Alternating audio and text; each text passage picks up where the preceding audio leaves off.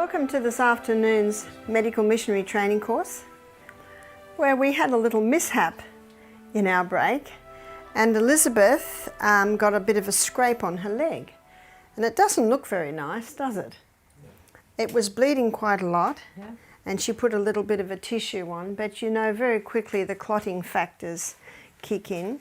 But what we need to do is we need to give it a little wash, and I've made some seawater.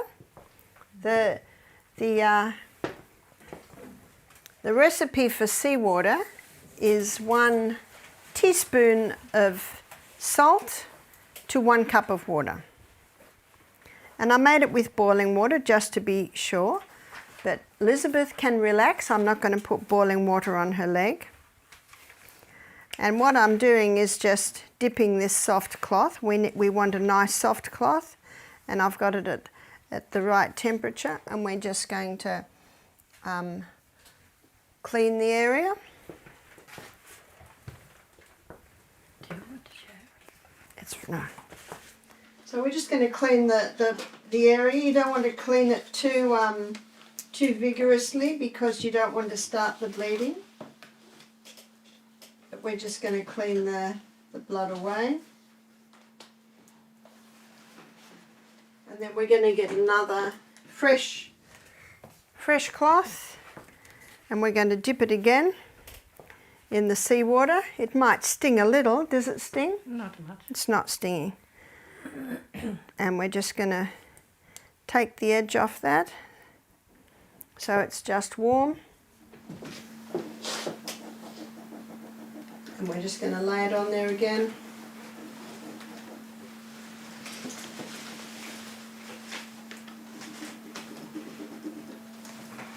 And take it off. So we're really just cleaning it up, and we're very gentle because we don't want it starting to bleed again.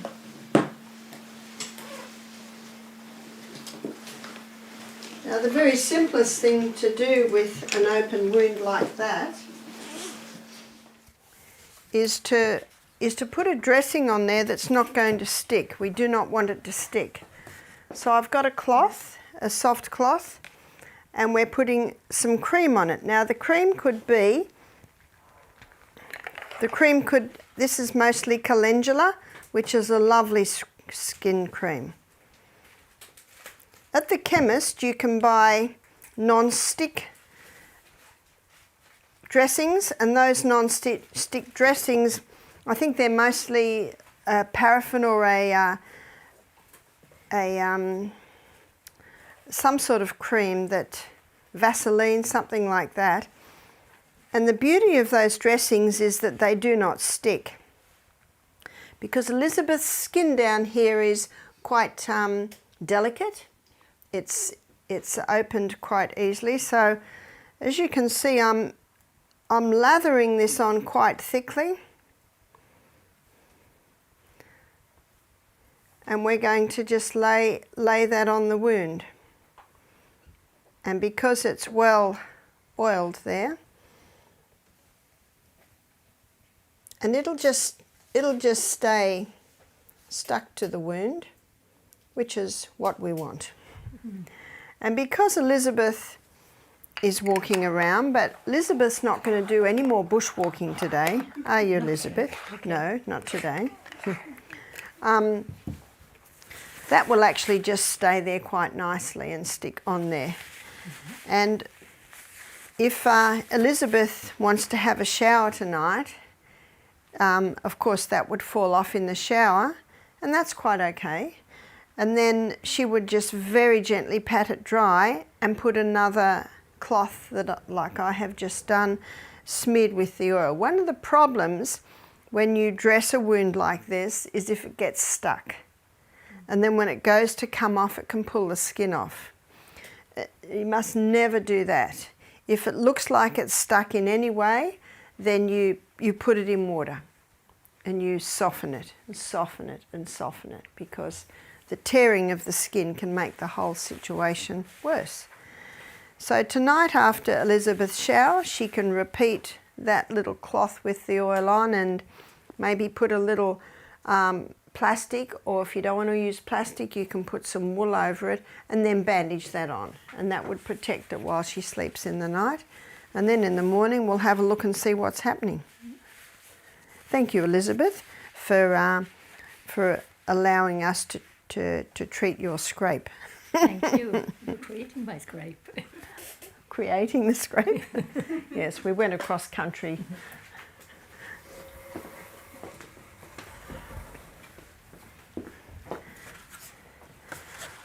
So it's always very important to keep the area very clean.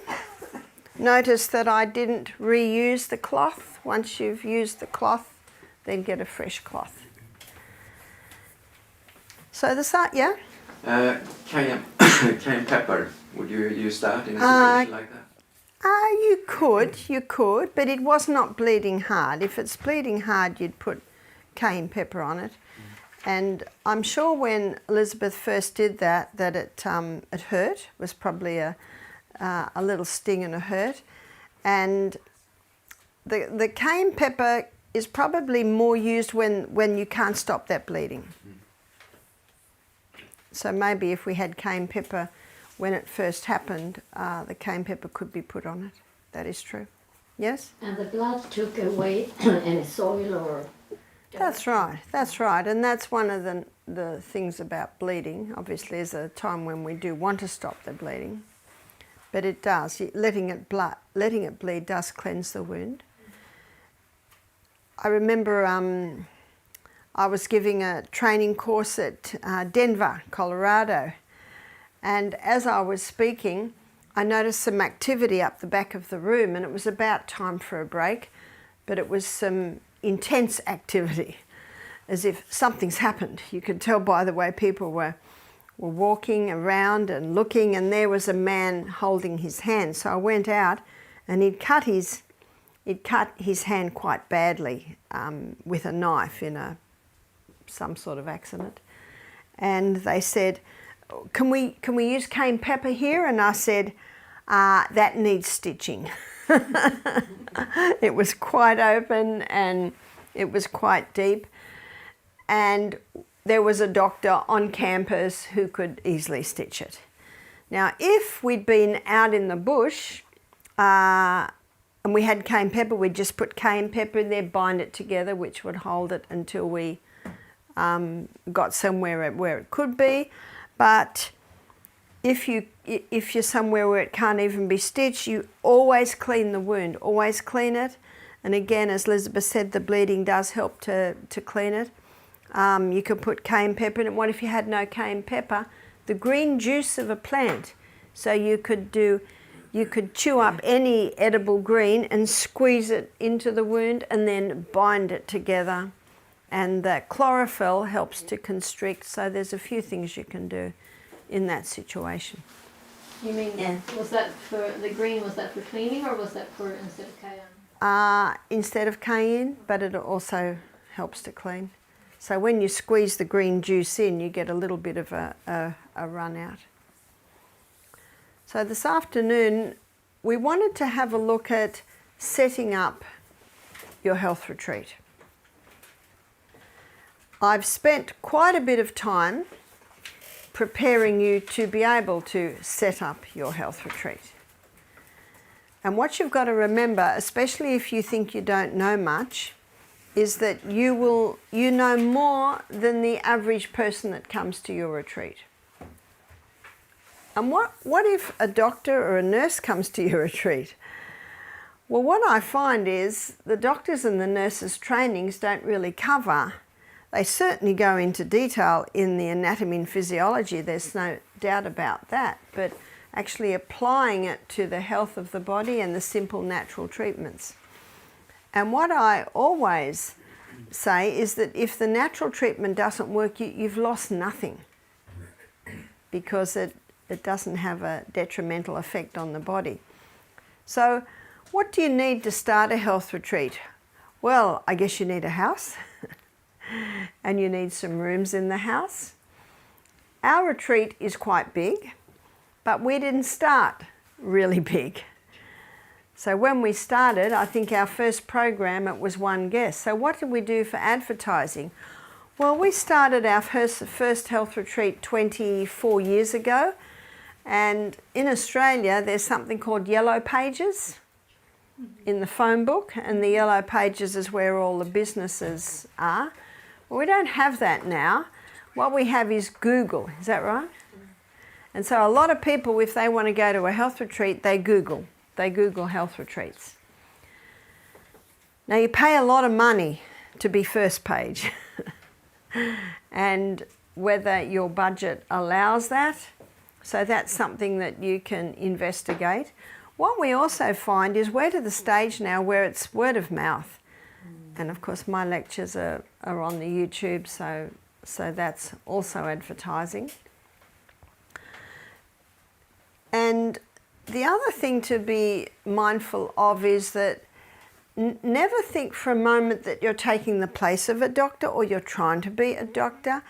You're just a health retreat where people come for a week and you teach them how to look after their bodies. Only a doctor can diagnose, and so you don't have to diagnose. If someone has a problem, and they've got sore joints, you don't have to diagnose and say, well, this must be gout or this must be arthritis. It's, well, let's try this and see if it helps. And remember, you've got your guide, which is those 8 laws of health. So when Michael and I were we're first married, we're at Living Valley Springs, where it's quite a big health retreat, where they average 20 guests every week. And we had not long married, and he said to me, I'd like to start my own health retreat. And I thought, oh, and I didn't think much more about it. And time went on and I just let it lie. And then something happened that changed things a little bit. It was about 6 months later, and Michael rang me and he said, Barbara, could you come down and consult with a lady and man who have just come 2 hours to see the naturopath, and he's double booked. And they're not happy. They're not happy at all. He said, I'm asking you because I was wondering what to do. And he said, your daughter Julia, who's 14, when she saw the dilemma, she said, Mum can do it. And you probably know most children think Mum can do anything.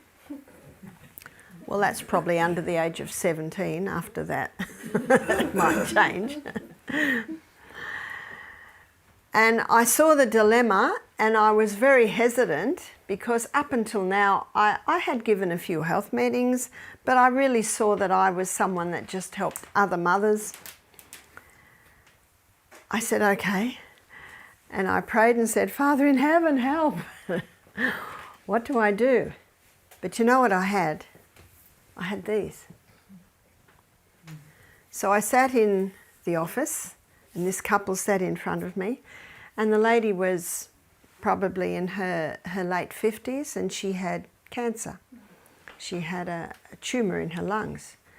So I had a piece of paper in front of me, so I just went through the laws.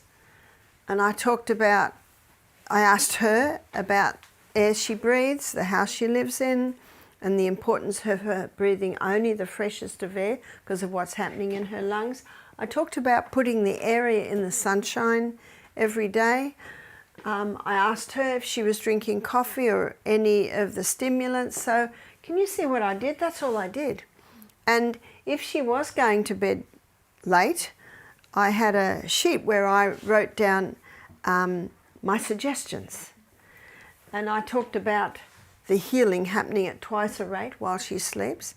I talked about exercise and I asked her what she could do and I adjusted it according to that. So this is what I did. And I also went into the poultices like castor oil, where she could put the castor oil compress on. And often in that area, a sports bra, a cotton sports bra, is perfect for holding a compress in place. So I guess we were together for about an hour. The first half hour was me taking information. The second was advice. And then I gave them the piece of paper where I'd written the advice, and they thanked me very, very much. And then I went home and put my Queen of the Household duty clothes back on and went back to my washing and cleaning and all that I do. When Michael came home that night, he said, "What did you do?" I said, "What do you mean?" He said, "That couple was so happy, they paid the top amount for the consultation and they've booked into our next program and they want you there." I didn't think I'd done anything. I thought, what did I do? Can you see what we've got? This is a heaven-appointed plan. So that's the best place to start. And I think everyone's got their questionnaire, is that right? Mm-hmm. Yeah, so the questionnaire is great. And if you go through that questionnaire, you'll see very clearly that you're basically going through the 8 laws of health. You see that? So I did not have that when I did this consultation. And I know why God did that. Because 6 months later, my husband was asked to start a health retreat down in Melbourne. So this is 1998. And he was very excited. Remember what he'd said to me almost 8 months before? He wanted to start his own health retreat. And I just thought, oh. And so we travelled all the way down. So that's a long way. That's probably about, if you do it in one bit, it's probably a 20-hour drive. But we did it in a few bits. We visited places and friends on the way. And then we got to this facility. It was a very nice facility, and it was a non-profit organisation. And the board had asked Michael to start the retreat because they'd seen what he'd done at Living Valley Springs. It was running so well. And so we came down, and as I said, he put an ad in the yellow pages that we were a health retreat. And what did we do for staff? Well, the retreat, praise God, the beds had linen.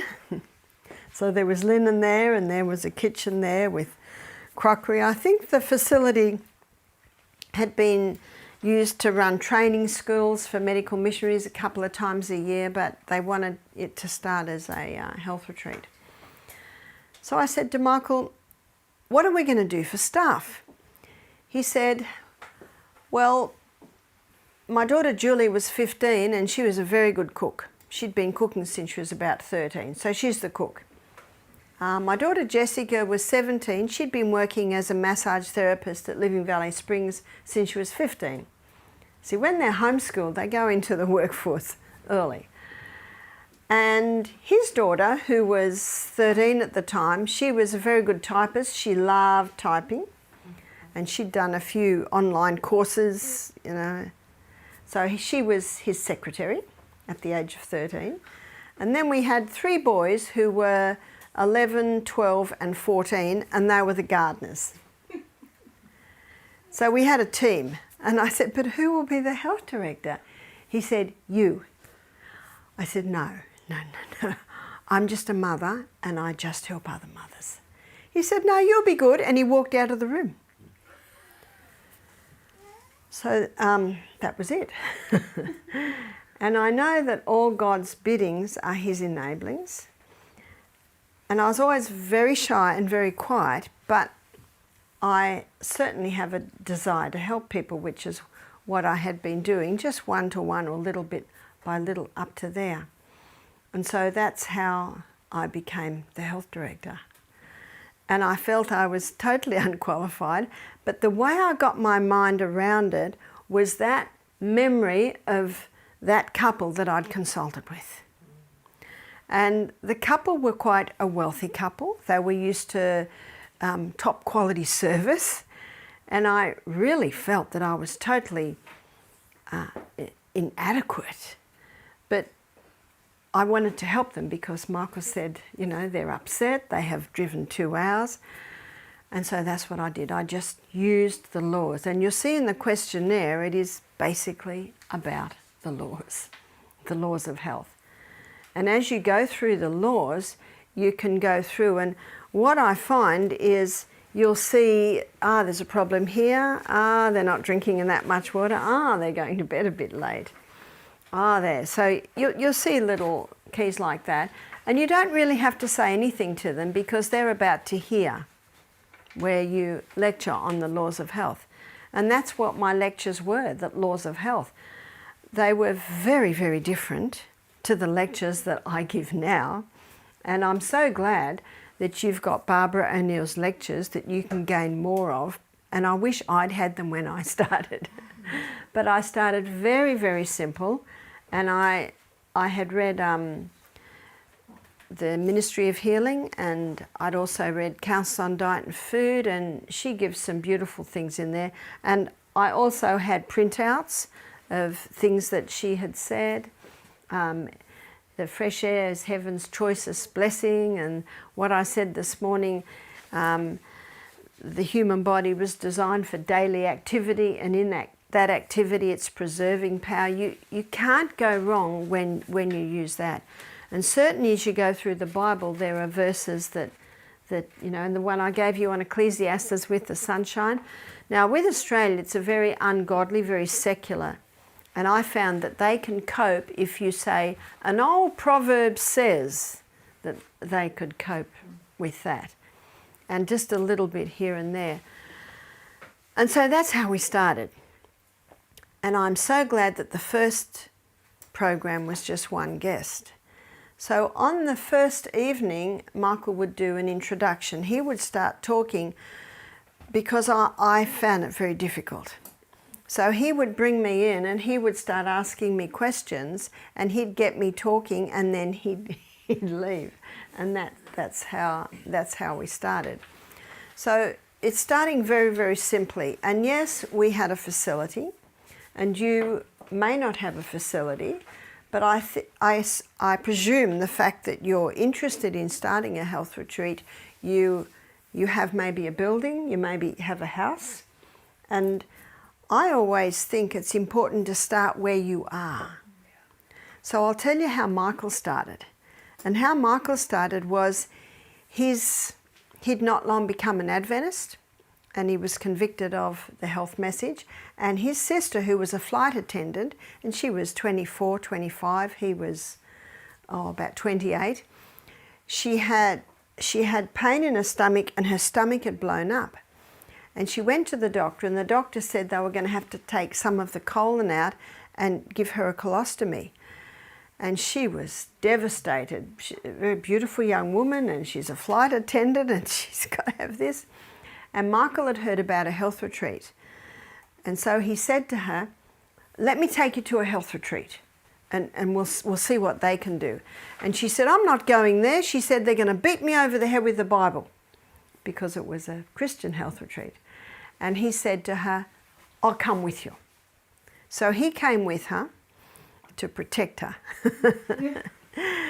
And they did a couple of days juicing. Her stomach went right down. And one of the problems was the liver. I don't know if you're familiar with how flight attendants live. They have very little sleep. They have very poor quality sleep at wrong times. They don't drink much water at all. They nibble all day long, and they nibble where there's leftovers. I mean, if some of the meals weren't taken by the passengers, they might eat that. It's a terrible lifestyle. And so her bowels weren't working very well, and the liver was inflamed because the bowels weren't working well. And so what they did was they did some compresses on her liver. They gave her some herbs for the liver. One of the best liver tonics, believe it or not, is the lemon. So they got her to drink the juice of a lemon in water, I think 3 times a day. And they juiced for several days. Her stomach went right down. They gave, I think they were doing the seawater, remember the isotonic solution? 2 litres of water, a third seawater, a third hot water, and a third cold water. And that certainly can get the bowels going. By the end of the week, all her pain had gone. By the end of the week, her stomach had gone right down. And basically she did never need the operation, and she's early 60s now and still going very well. So Michael attended this retreat and he's just watching. And so he went home and he said to his first wife, he said, I'm starting a health retreat. He said, this is amazing. He said, I just watched the people, you know, people were getting well. And so how was he going to do that? Well, something happened to Michael. That idea sort of went a little bit quiet, and he bought a house and renovated it. His wife wanted to go to work, so he stayed at home with the 2 little children. And he thought, oh, I'm busy with my 2 little children. I'm sure God understands. I'll put the health retreat on hold. And he and his wife went down to an area where the grapes are grown and did grape picking. They used to make a nice amount of money by picking grapes for several weeks. While he was gone, he got the call. His house had just burnt to the ground. Everything lost. And when Michael said he went to the remains of his house, he looked at it and he made a decision right then and there that he was going to count this as the best thing that ever happened to him. So people had come up and say, Michael, your house, you've lost everything. And he'd say, no, this is the best thing that's ever happened to me. Yeah. And he really felt that God was saying to him, I want you to start a health retreat. So now he had nothing. And the bank rang him up and said, we noticed that you haven't begun what you've got to do to insure your house. And Michael said, no, it's not insured. So he absolutely lost everything. But when he made that decision to consider this the best thing that had ever happened to him, and people would come up saying, Michael, your house, he said, no, this is very good. This is very good. And then he looked around to see what he could do. And he saw a house for sale for $2,000. Now this is, what are we looking at? We're looking at the 80s, and it's way out in the country. So he had made the first step and moved to the country, but he got very involved in his house. So he went to the people and said, $2,000. They said yes. And they said, look, we hope you don't mind, but we're going to leave everything in the house because we're travelling. We're going to go around Australia. We're just looking for a caravan. And Michael remembered seeing a caravan. So he went to the people in the house and he said, you're selling a caravan? They said, yes. But we've got a problem in the house. It needs to be rewired. Michael was an electrician. So he said, I'll rewire your house and can I have the caravan? And they said, yes, yes. And it was a very nice caravan. So he rewired the house, got the caravan, and sold it to the people in a swap for the house. It was just, he said everything he touched that year went to gold. He believes it was because he obeyed God. And he thought, I didn't start the health retreat when I had some means and a house, so I'm just going to start it. So what he did was he rented a little house for $10 a week, way out in the country. And the man said, look, it needs painting. If you paint it, then you don't have to pay the rent. And he supplied the paint. So he painted this little house, and then he put an ad in the paper, health retreat. And a man came. And this man was 150 kilo. He could hardly walk. And so Michael sat, and when his wife saw it, she said, this is your baby. And she was a nurse. She just said, I don't know anything about this. So Michael didn't have much, but he had the book, Back to Eden, Jethro Kloss. So we sat down with the man and he wrote down all his problems. And he had a terrible skin rash all over his body. He lifted up one of the folds and he had this big tumour. And he said, oh, my bowels. He said, I haven't been to the toilet for a week. So Michael's looking at all of these things, and he could hardly walk, and he had diabetes. And Michael said to him, we'll fix you. So Michael said, I knew that the first thing you've got to do is get the plumbing going. And so Michael made up the 2 litres of the seawater mix. And what he did was he put a little portable toilet in the man's room, I guess similar to what some people may put in a caravan. And he gave the man the 2 litres, and he said, things will start happening in it maybe the next hour. Anyway, Michael said he was walking up and down the veranda like a father waiting for the baby to be born. And after about an hour, the man yelled out, yeah, I'm done. And he went in, and the man said, oh, that was so good. He'd got the plumbing going. Michael said he could hardly lift up the, the little portable toilet. And then he made him a steam bath. And what he did with the steam bath, outside he put like a tarp, and then he put a kettle underneath, and he had cords going to the kettle, and he got him steam bathing. And the man could hardly walk, so we just get him to go to the door, and Michael would just throw a big bucket of water, of cold water over them, and then he went back into the steam bath. And he'd do that 3 times. And then Michael said he knew he had to clean him, so we got him to lie down, and Michael scrubbed his whole body, and then he got him to lay down in the sun, and he had to hold the fold up and get the sun going in on the tumour. Do you know that man totally healed? No. And Michael didn't know anything.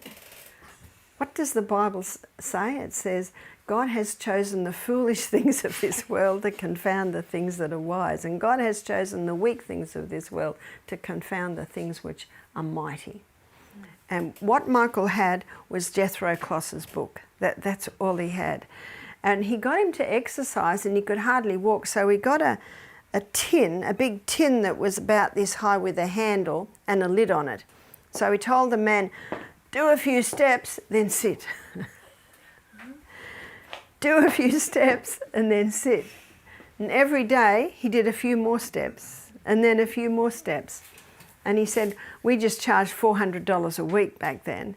And he said, and every week the man would take $400 out and give it to Michael. So he ended up staying there for quite a while. I think he ended up staying about 2 months. So he lost a huge amount of weight. I think he went down to something like, he went down to 100 kilos.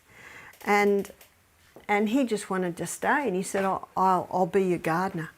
And he would just hoe this garden. So that was Michael's first experience. But I tell it to you because he had nothing and he knew nothing. But he knew that God had called him to do the health work. And I'm sure back then he would never have dreamed that, that he is the business manager has been of quite a few very successful health retreats. But it's a good story to show you just start where you are. And he said his second guest was a 15-year-old girl. And this 15-year-old girl rang up and said, I've got kidney stones and they want to take them out. They're thinking they might have to take one of my kidneys out. And so Michael said, we can help you. But he said, when he said at that time, it came out of his mouth before he realised what he was saying, and he almost thought, where'd that come from? So the girl travelled down. Now, meanwhile, the girl's mother rang up Michael, and she was angry. She said, how dare you? How dare you take my daughter? I'm going to get the authorities on you. She was angry, very angry. And so Michael just let her talk. And Michael just said, well, your daughter has chosen to do this. When the girl arrived, Michael discovered she didn't drink any water. She drank a lot of soda pop, soft drinks, and she had bags of lollies. You call them sweets, candies, something like that. So Michael confiscated all of those and put her on juices for a couple of days. And again, he didn't know very much, but did the isotonic water drink and got the bowels moving. And then little by little, the girl responded very, very well. She ended up not having to have her kidney out, and the mother ended up ringing up Michael and apologising because when the daughter came home, she was so much better. So we have a divine appointed plan in these simple 8 laws of health.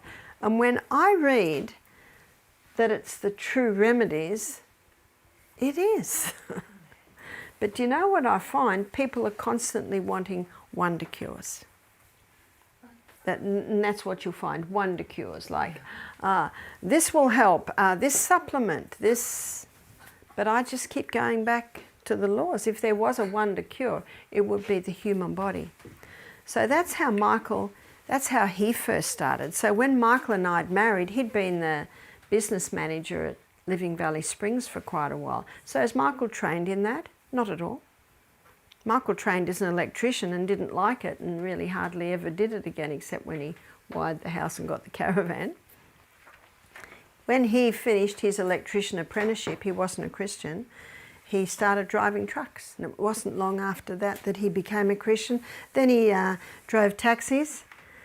And when his wife was getting very unsettled, he decided to go to America. And that she liked the idea of that. She was an Aboriginal woman and they had 2 little children. So Michael decided to take boomerangs. Do you know boomerangs? The Aboriginals throw them. There's a certain way you can throw them and it comes back to you. And they would throw them and it would, you know, get a bird or kangaroo. So what he did was he practiced and practiced and practiced until he could throw the boomerangs really well. And they went over to America and they had a whole big carton of boomerangs, and what they'd do is they'd go around to markets and you'd have some Australian songs, maybe Waltzing the Tilda, something like that, Give Me a Home Amongst the Gum Trees, or Kookaburra Sits on the Old Gum Tree, and he sold boomerangs and he made quite a bit of money. And this was probably 6 months after his health retreat experience and his and the house burning down, of course, was a little while before that. And then his wife didn't like it doing that anymore, and so he sold the rest of the boomerangs and he sold his car and came back. Now when he came back into Australia, and he'd sent his wife and children back earlier, so he came back by himself, Gary Martin, a friend of his, met him at the airport and said, "Mike, I had a dream a week ago that I had to meet the plane and ask you to come and start Living Valley Springs with me. We want to start a health retreat." And then he said to Michael, I didn't know when you were coming in, and I was so restless, my wife said, "Look, just go down to Brisbane Airport and meet every plane."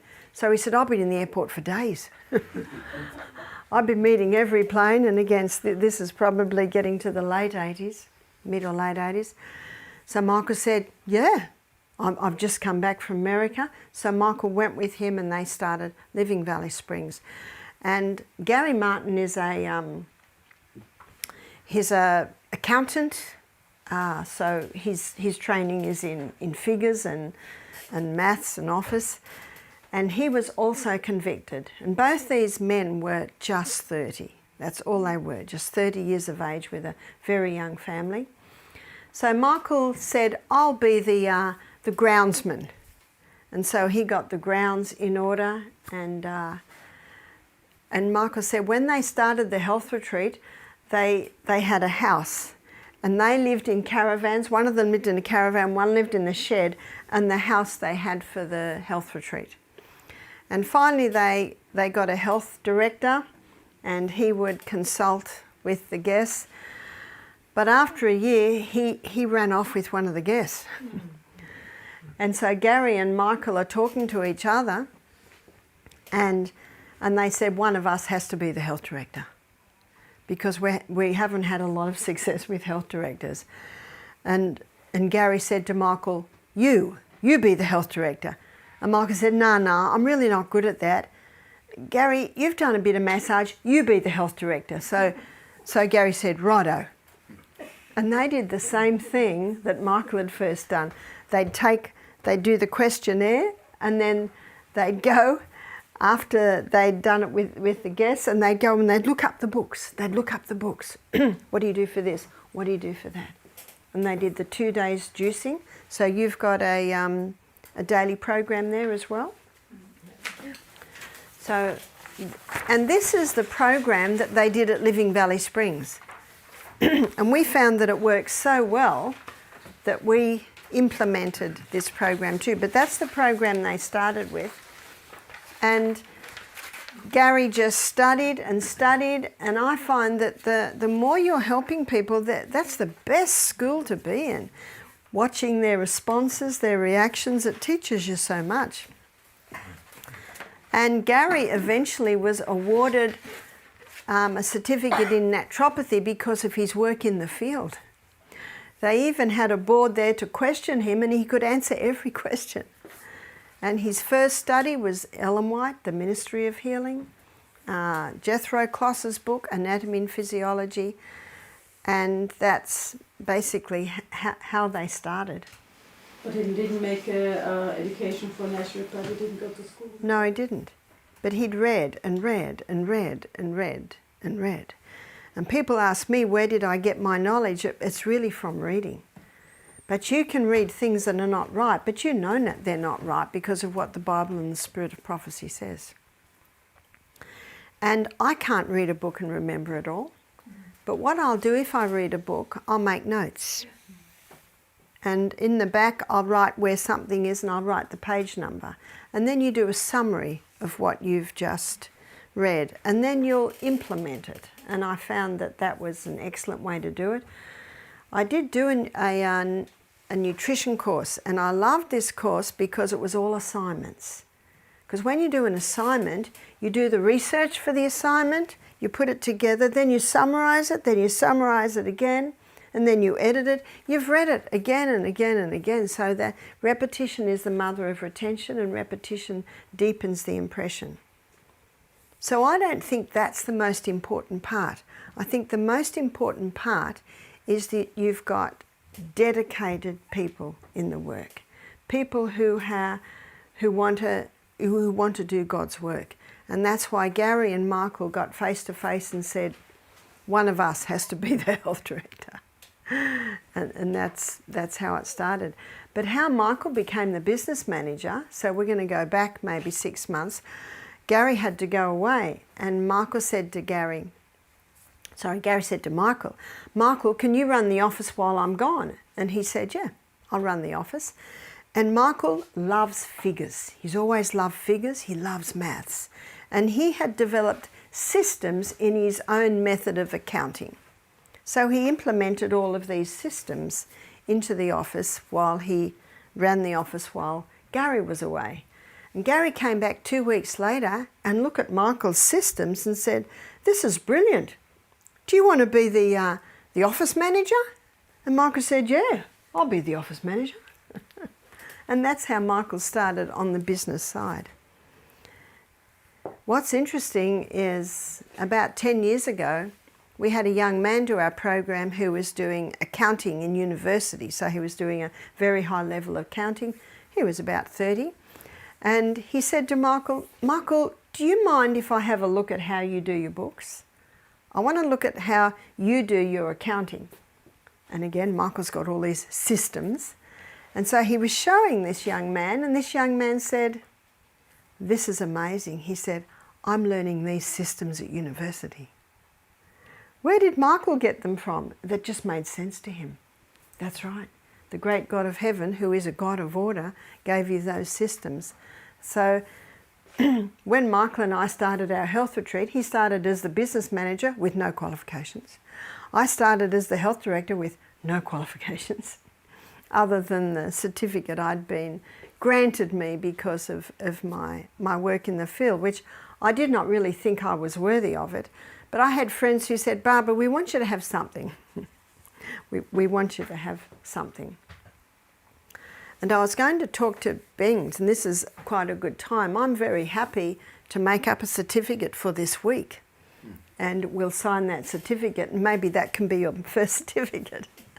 frame it and up on the wall. We could certainly do that.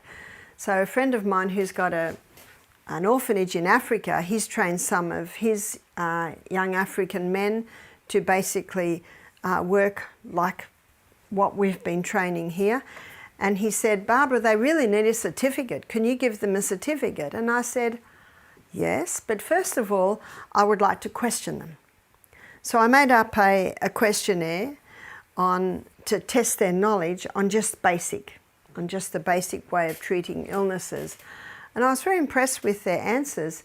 So I made up a certificate, a diploma in natural health, and I signed it, and Michael signed it, and they've got that all framed up on their wall in their little offices in Africa, and the people are happy and feel confident because they've got a certificate. But I love that quote from Councils on Diet and Food, and it's page, I think it's page 29, where Ellen White comments on Daniel, where she says, the firm elastic step, the fair countenance, the erect form, the undimmed senses, the untainted breath. She says, all so many certificates of good habits. There's the certificates we're interested in. They're the certificates that we're interested in as we employ people at our retreat. She said, all so many certificates of good habits, insignia of the nobility, with which nature honours those who are obedient to her laws. So when you consider that you are just working with the body's amazing ability to heal itself, and then you've got the formula in Ministry of Healing, which is, in case of sickness, ascertain the cause, and you ascertain the cause by comparing their life with the laws of health. You'll notice in the questionnaire I also ask about teeth too, because sometimes a bad tooth can have an effect. And ascertain the cause, unhealthful conditions changed, wrong habits corrected. You'll find many, but you don't have to say that on your first one, because they will hear the lectures and they will get the message there. I say, this is the mirror, and the mirror reflects you and your life. Then nature is to be assisted in her efforts to expel impurities and re-establish right conditions back in the system. It is a good idea in somehow, some way, to have a steam sauna at your retreat. Is a bath necessary? If you have a bath, that's a good idea. If you don't have a bath, it's not imperative. It's important to have several toilets, especially when your guests are detoxing. So a room like this where you can lecture is important. You don't have to have state-of-the-art facilities, but what you do have to have is rooms that are pleasant, and paint can do wonders, and lots of fresh air, comfortable beds. That's very important. So when we started the health retreat that we are at now, when we were at our last health retreat before this one, we were way out. I think I told you we were on 1,200 acres. It was 2 hours from town. Michael marketed it as Australia's wildest health retreat. And it was not easy living out there because we had no electricity. We had solar panels. And we had to bring our guests in because the last hour in was fairly rough. So that made it a little difficult, but you know, we still got people. People still came. So when Michael bought the property that we're at now, we bought it off the receivers, so we got it at a very good price, but it was in a terrible state of disrepair. Now, one of our workers, Howard, he's been with us nearly 20 years now. He's got 2 sons that they homeschooled. They used to have homeschool camps once a year, so he arranged for a homeschool camp on the old property, on the weekend we were moving. So they all came in with their missionary spirit and helped us to move. They had a lovely Sabbath, of course, and then on the Sunday we did the big move. So what we were going to do for linen, so we did of course have some linen, but the linen that we have is beautiful linen, and that's very important, that the linen be good. But I always buy it on special. I'm always searching around, even when, so that's your sheets. I get a puzzled look there. Do you know what I mean by linen? Yes. Yeah, sheets on the bed, pillows, quilts, and we've bought some great stuff from the second-hand shop. And when there's a change in season, there's usually things on special. So it's good to start building up some good linen and healthy linen. You want natural fibre. So one health retreat I go to, when the first night I stayed there, they had this nylon blanket and this nylon quilt, and I find that very difficult to sleep with. I think it's sticky and doesn't seem to breathe. So the next day I found the housekeeping lady. I said, "Excuse me, do you have any cotton blankets?" And you smile very nicely, and you say it very, very nicely, and you look them straight in the eye. She said, "I think I do." "Oh, I would so appreciate that." I find the nylon ones a bit difficult. So you see, I'm blaming me, okay, not her. Anyway, what was good was little by little they started to look out for more cotton, and then they heard my lectures, because I was lecturing there, where I speak of the importance of natural fibre. I'm sure one of the first things you'll do when you go home is start reading all your labels on your skirts, on your dresses. So natural fibre as much as possible. I think if you've got a cotton blanket and all you've got is a nylon one on top, I think you can get away with that as long as what's next to the person is natural fibre. So second-hand shops can be great. If I'm in a second-hand shop and I see a woolen blanket, even if I haven't got enough baggage, I'll carry it. Because woolen blankets, what we say in Australia, they're as rare as hen's teeth. Do you have that saying? You know, teeth don't grow in hens. So hen's teeth means it's very rare. And They're all different colours. Yep. And what we're finding in Australia, and it's very sad that this is happening, is natural fibre almost seems to be fading out. And a lot of blankets today are made out of nylon, a lot of quilts are being made out of nylon, so you really have to search.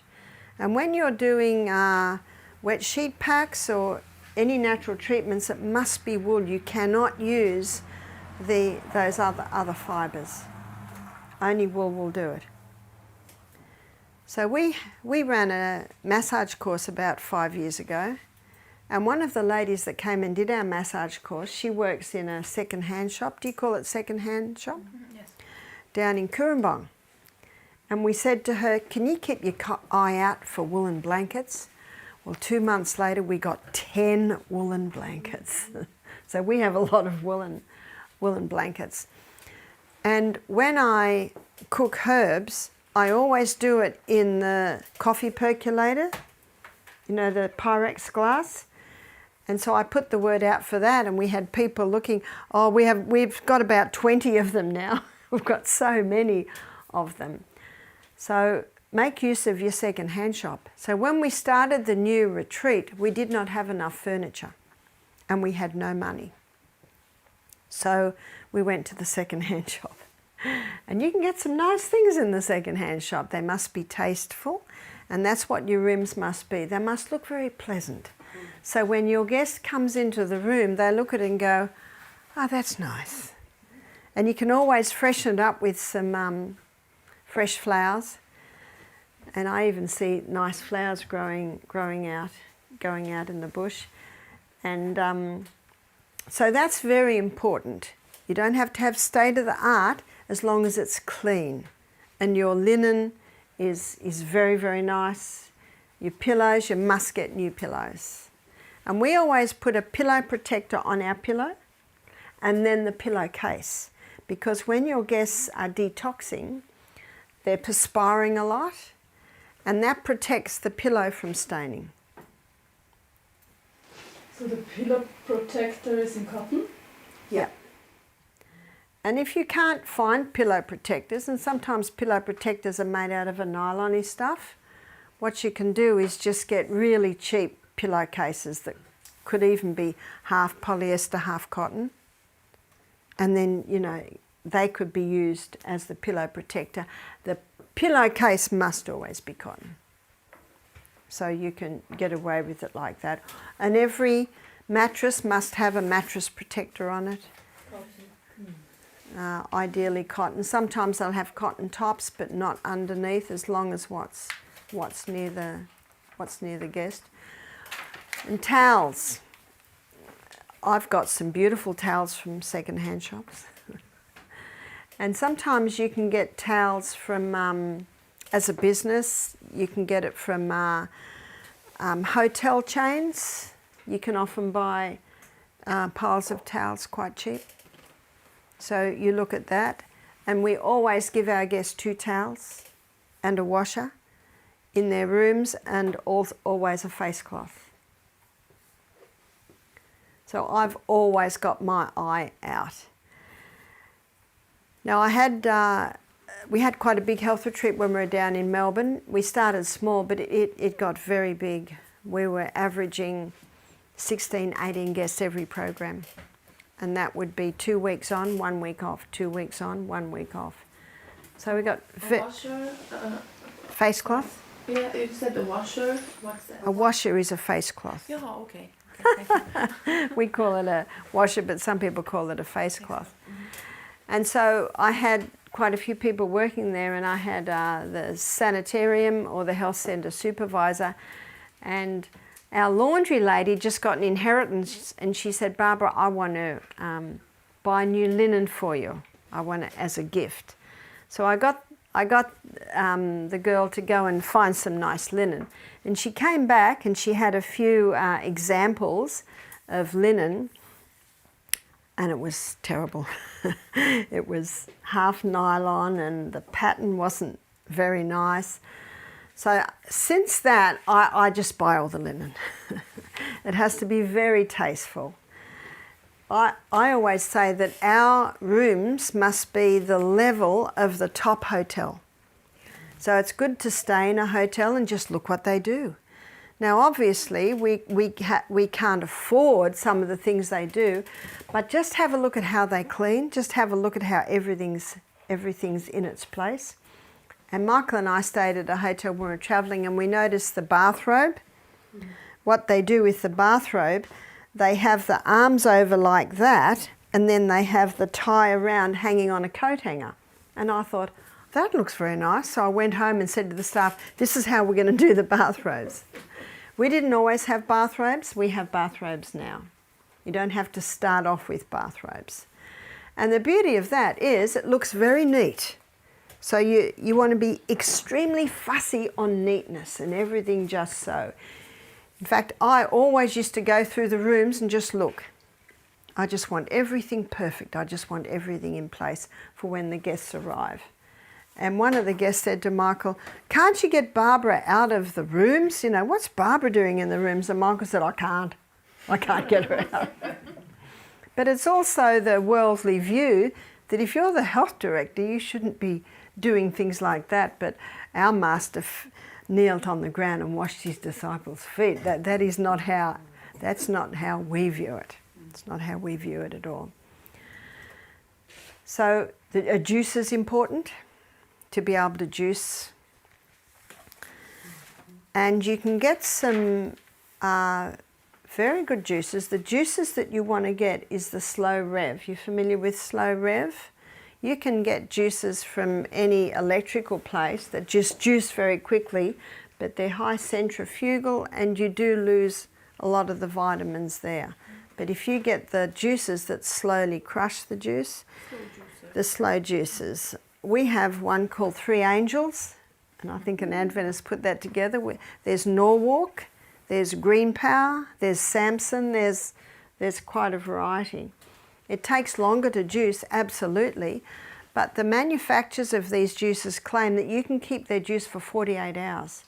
Now, we don't keep it for 48 hours, but what we do is the guests come in on Sunday. Again, we give them a main meal, you'll see on the activities program, and then they start juicing Monday, Tuesday, as you'll see by the chart. So we juice the 8 o'clock and the 10 o'clock juice, we juice on Sunday afternoon. Because one thing you have to be cautious of, many health retreats close down because the staff are overworked. So you have to take time to have time outs. So what we do is it's always shift work. The person that starts early in the morning, then they're not working late at night. And the one that works late at night is not starting early in the morning. So because of Monday, Tuesday juice days, our chef doesn't have to come until 8 o'clock on the 2 juicing days, because the other days they're going to be coming on at 6 because we serve breakfast at 7:30. So you might not want to keep exactly to those times, but it's just a little bit of an outline of we found what works for us. And of course, when you've got as many people as we have now, we probably average between, well, before I was banned, we averaged between 12 and 14. But then I was banned, and then COVID hit, and that just that just killed business. So we're averaging probably between 6 and sometimes 10. So we average 6 to 8 guests per program now. And we find with this, we just fit everything in. And you'll see that there are treatment times. And part of our price, each guest can have 2 massages. And so when you've got 8, 10 guests, see there are a lot of slots there. So the person who's there for the week, you'll just choose 2 spots where they'll sit into that. You notice we have 3:30 ladies steam and a 4:30 men's steam, because our little steam hut is down by the creek. It's a wood-fired steam sauna, and the guests go from the sauna into the creek and back into the sauna. That's not always possible because not everyone has a creek like we had, or a stream like we have. And the retreat I was at in England, they had saunas that one person gets in and they sit on a chair, and it's like they're in a little tent, but it finishes at the neck and it zips up, and then there's a little machine that pumps steam in. And I know the guests were very happy with those little saunas. So you might investigate and find out what's available. We could go really primitive like Michael and have like a tent over them and a kettle underneath that's steaming. But the steam sauna is very effective because it stimulates the body to throw off waste, which is very important via the skin when you're on a steam sauna. So we'll have a break in a minute, but before we do, I want to tell you how they did it at one retreat in Fiji. And this is possible, and that is digging a hole. So there's the ground, and they put rocks in there,